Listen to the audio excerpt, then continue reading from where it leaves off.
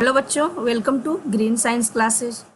बच्चों, आज हम आप लोग को पढ़ाएंगे क्लास 10th का बायोलॉजी का तीसरा चैप्टर रक्त परिवहन तंत्र पढ़ाने जा रहे हैं, जिसमें हमने रक्त परिवहन तंत्र में पहला वीडियो मैंने आप लोग को बना के डाल दिया था, जिसमें मैंने आप लोग को क्या पढ़ाया था।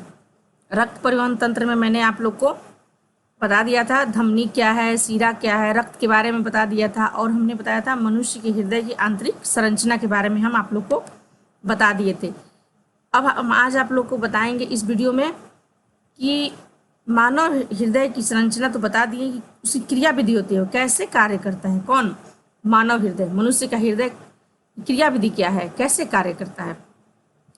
तो बच्चों, उसके पहले हम आप लोग को एक क्विक रिविजन दे रहे हैं मानव हृदय की संरचना का, ताकि आपके दिमाग में आ जाए कि संरचना क्या होता है। ऐसे तो इसके पहले वीडियो में हम आपको बता दिए हैं संरचना के बारे में, फिर भी एक क्विक रिविजन दे रहे हैं जिससे आपको समझ में आसानी से आ जाएगी कि इसकी क्रिया विधि क्या है। तो बच्चों, ये हमारा क्या है, ये हमारा मनुष्य की हृदय की आंतरिक संरचना है।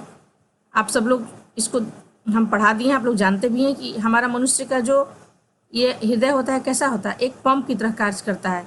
रक्त पे दबाव बनता है और पूरे क्या बोलते हैं, पूरे शरीर में रक्त का परिसंचरण होता है।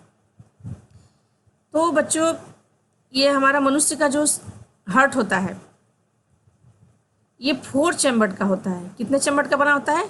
4, 1 2 3 4, यानी कि इसमें क्या है, 2 ऑरिकिल आलिंद और 2 निलय, 2 वेंट्रिकल हैं। ये 4 चैम्बर हो गया। और हमने आपको क्या बताया था, ये दोनों के बीच में बायां आलिंद और बायां निलय के बीच में एक बाइकस्पिड वाल्व यानी कि द्विदलीय कपाट पाया जाता है, और ये दायां आलिंद और दायां निलय के बीच में भी त्रिदलीय कपाट पाया जाता है। यहाँ पे वाल्व लगे होते हैं, ठीक है, ये हमने आप लोग को बता दिया था। और ये आलिंद, दोनों आलिंद किससे अलग होता है? अंतरा आलिंद भित्ति से होता है। इसमें मेन एक होता है, देखिए, ये फुफ्फुस शिराएं। ऐसे तो बच्चों हम आप लोग को बताए थे कि धमनी में जो होता है शुद्ध रक्त बहता है और शिरा में अशुद्ध रक्त बहता है, लेकिन यहाँ एक अपवाद है। जो ये फुफ्फुस शिराएं हैं उसमें क्या होता है, हम आप लोग को बताए थे कि फुफ्फुस शिराएं में जो होता है शुद्ध रक्त बहता है। शुद्ध का मतलब हो गया कि ऑक्सीजन जनित, ऑक्सीजनेटेड ब्लड, जिसमें क्या होता है, ऑक्सीजन रहता है, उसे हम कहते हैं शुद्ध रक्त। तो वो किस में होता है? फुफ्फुस शिराओं में बहता है। ये अपवाद है। ऐसे शिरा में क्या होता है, अशुद्ध रक्त बहता है, लेकिन जो फुफ्फुस शिरा यानी कि पल्मोनरी वेन्स है उसमें क्या होता है, इसमें शुद्ध रक्त। अब एक और हम बता दें, धमनी में क्या होता है, तो धमनी में शुद्ध रक्त बहता है, लेकिन जो ये फुफ्फुस धमनी है, ठीक इसका भी उल्टा हो गया यहाँ, ये भी एक अपवाद है। ऐसे धमनी में हम शुद्ध रक्त का बहाव होता है, लेकिन फुफ्फुस धमनी जो है उसमें अशुद्ध रक्त होता है। तो आप ये समझ गए कि फुफ्फुस शिरा क्या है, फुफ्फुस धमनी क्या है, क्योंकि आगे क्रिया विधि में इसका उपयोग है, कैसे कैसे होता है। ये महाधमनी हम बताए हैं। महाधमनी क्या होता है, इसी महाधमनी के द्वारा शरीर में, पूरे शरीर में रक्त का संचरण होता है। तो ये हमारा स्ट्रक्चर हो गया किसका, मानव हृदय की, जो हम डिटेल में इसके पहले वाला वीडियो में बता दिए हैं। यहाँ हम आप लोग को एक रिविजन दे दिए। अब अगला हम पढ़ेंगे कि इस क्रिया विधि क्या होती है, कैसे ये कार्य करता है मनुष्य का जो हृदय होता है। ठीक है बच्चों, चलिए आगे हम देखते हैं कि मनुष्य का हृदय कैसे काम करता है। तो ये हम देख लेते हैं। ये हमारा क्या है, ये रक्त परिसंचरण का मार्ग है, कैसे कैसे ये काम करता है। तो हमारा हृदय जो होता है बच्चों, आप पहले ही जानते हैं कि एक पंप की तरह कार्य करता है। कैसे कार्य करता है? पंप की तरह, यानी कि इसकी पेशियां क्या होती है, सिकुड़ कर रक्त को बाहर भेजती है और संकुचित होकर रक्त को अपने अंदर खींचती है। जब हृदय का संकुचन होता है तो उसको हम क्या कहते हैं, उसको हम कहते हैं सिस्टोल। क्या बोलते हैं, देखिए लिखे हैं कि जब हृदय के संकुचन को क्या बोलते हैं, सिस्टोल बोलते हैं, और फैलने या अनुशीतलन को हम डायस्टोल बोलते हैं। और दोनों को मिला करके, इनकी सिस्टोल प्लस डायस्टोल दोनों मिल जाएगा तो उसे हम कहते हैं हार्ट बीट, एक धड़कन। आप ये समझ गए कि सिस्टोल किसे कहते हैं और डायस्टोल किसे कहते हैं। अब हम देखते हैं कि कहाँ से हमको रक्त, शुद्ध रक्त मिलता है, कैसे कैसे, कहाँ कहाँ शरीर के विभिन्न अंगों में कैसे जाता है। तो सबसे पहले बच्चों क्या होता है कि हृदय के बाएं आलिंद में, ये हमारा हृदय है, ये छोटा सा जो दिख रहा है आपका क्या है, ये हृदय है, ये फेफड़ा है। फेफड़ा में क्या होता है, रक्त शुद्ध होता है। तो ये हृदय हमारा, तो सबसे पहले हृदय के बायां जो अलिंद है, ये पोर्शन बायां अलिंद, आप लोग हम एरो से भी दिखाए हैं, ये बायां अलिंद है, इसका संबंध फुफ्फुस शिरा से होता है। इसलिए इसके पहले हमने फुफ्फुस शिरा के बारे में बता दिया, पल्मोनरी वेन के बारे में बताया अभी जस्ट। ये है हमारा फुफ्फुस शिरा। इसका ये जो फुफ्फुस शिरा होता है, ये फेफड़े से क्या लाता है? फेफड़े से शुद्ध रक्त को लाता है। शुद्ध रक्त मतलब ऑक्सीजन से युक्त। ये फुफ्फुस शिरा क्या करता है? फेफड़ों से शुद्ध रक्त को लेकर के आता है कहाँ? अब ये आता है हमारा बायां आलिंद में। कहाँ आ गया? बायां आलिंद में आ गया। अब ये जो बायां आलिंद है, इसका संबंध किससे होता है? बायां निलय से है। लेकिन ये दोनों के बीच में क्या होता है? कपाट होता है, द्विकपाट, यानी कि बाइकस्पिड वॉल्व। स्ट्रक्चर में बताए थे, यहाँ कपाट होता है, ये खुलता है और बायां आलिंद का जो शुद्ध रक्त है कहाँ आ गया? बायां निलय में आ गया। अब यहाँ से बायां निलय का संबंध किससे होता है? तो महाधमनी से। ये महाधमनी है हमारा, ये महाधमनी का संबंध हो गया बायां निलय से। तब यहाँ से शुद्ध रक्त को कहाँ आ गया? महाधमनी में। और महाधमनी से होते हुए कहाँ आ गया? ये देखिए, ये शुद्ध रक्त आ रहा है महाधमनी से, और यही महाधमनी ऑक्सीजन युक्त रक्त यानी कि शुद्ध रक्त को पूरे शरीर में, शरीर के विभिन्न भागों में पहुंचा देता है। कौन? महाधमनी। ये हमारा शरीर के विभिन्न भागों में कहाँ क्या चला गया? शुद्ध रक्त पहुंच गया।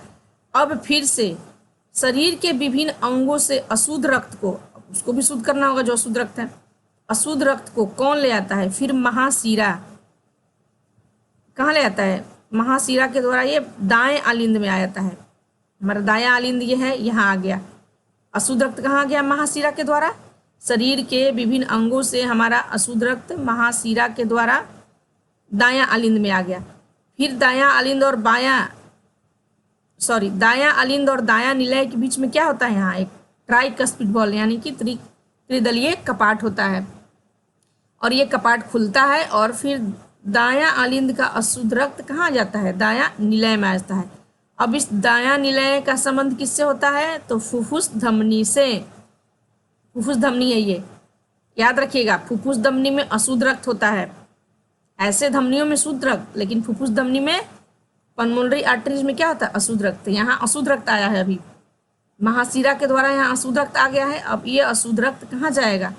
इसका संबंध होता है फुफ्फुस धमनी से, और ये फुफ्फुस धमनी के द्वारा कहाँ गया? ये देखिए फिर से आ गया हमारा फेफड़ा में। फेफड़ा में क्यों आया? तो यहाँ शुद्ध होने के लिए आ गया। यहाँ गैसों का आदान प्रदान होता है, यानी कि यहाँ से कार्बन डाइऑक्साइड फेफड़ों से बाहर निकलता है, और जब हम सांस लेते हैं तो जो ऑक्सीजन आता है वो हमारा फिर रक्त में आ जाता है, यानी कि हमारा रक्त यहाँ शुद्ध हो जाता है। और फिर वो वापस फिर से कैसे? फिर ये वही क्रिया चलती है, फुफ्फुस शिरा उसको लेकर के आता है, फिर ये हार्ट में ऐसे वही क्रिया चलती है। तो इस पूरे परिसंचरण को पूरा करने में, इस परिवहन को पूरा करने में हार्ट में ब्लड कितने बार आया?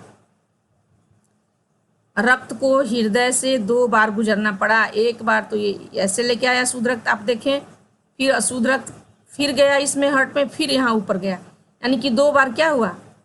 हृदय में रक्त आया, 2 बार उसको गुजरना पड़ा। इसको हम कहते हैं दोहरा परिसंचरण तंत्र। मनुष्य का जो रक्त जो होता है उसमें क्या होता है? हृदय में दोहरा परिसंचरण तंत्र होता है।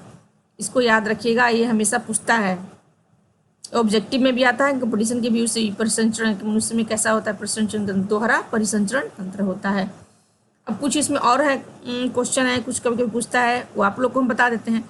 ये जो क्रिया विधि है मानव हृदय की, ये मैंने सारा यहाँ लिख दिया है डिटेल में, आप पढ़ भी लेंगे तो और अच्छे से समझ में आ जाएगा। और सारा मैंने डायरेक्शन के अनुसार इसको बता दिया है और आप समझ भी गए होंगे।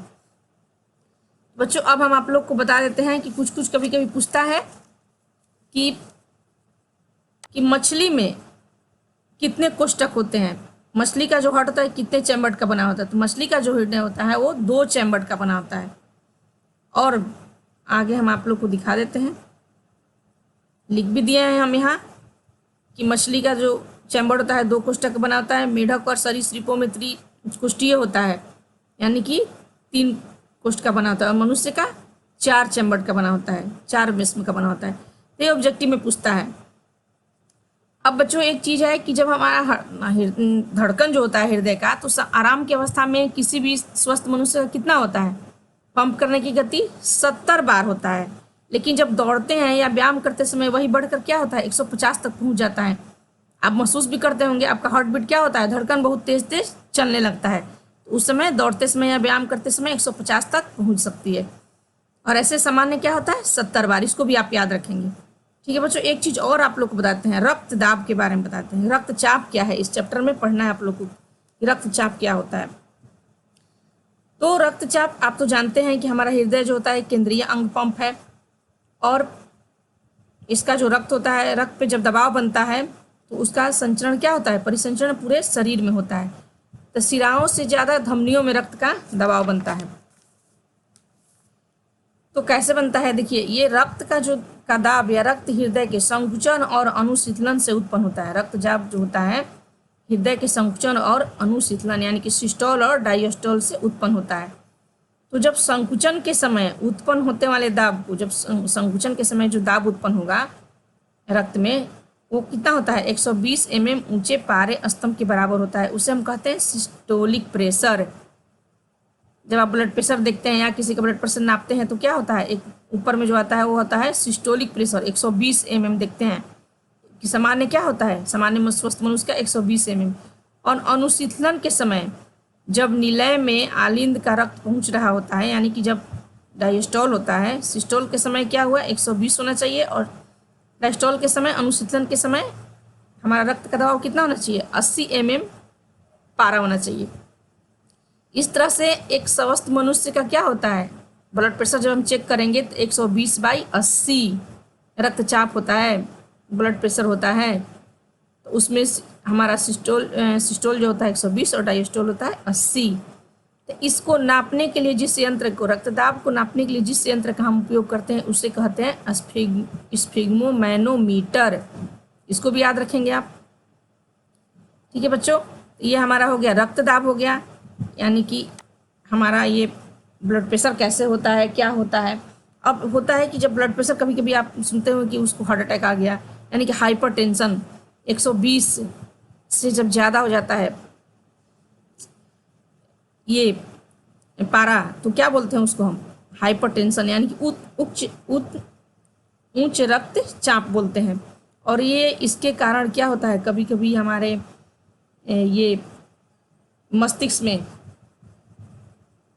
फट जाता है नस, और मस्तिष्क काम करना बंद कर देता है, या फिर इसमें हाइपरटेंशन की अवस्था में कभी कभी रक्त वाहिनियाँ भी फट जाती हैं, और जिसके कारण कभी कभी क्या होता है हार्ट अटैक आता है। तो ये सब इस रक्त दाब के कारण ही होता है, जब उच्च रक्तचाप हो जाता है।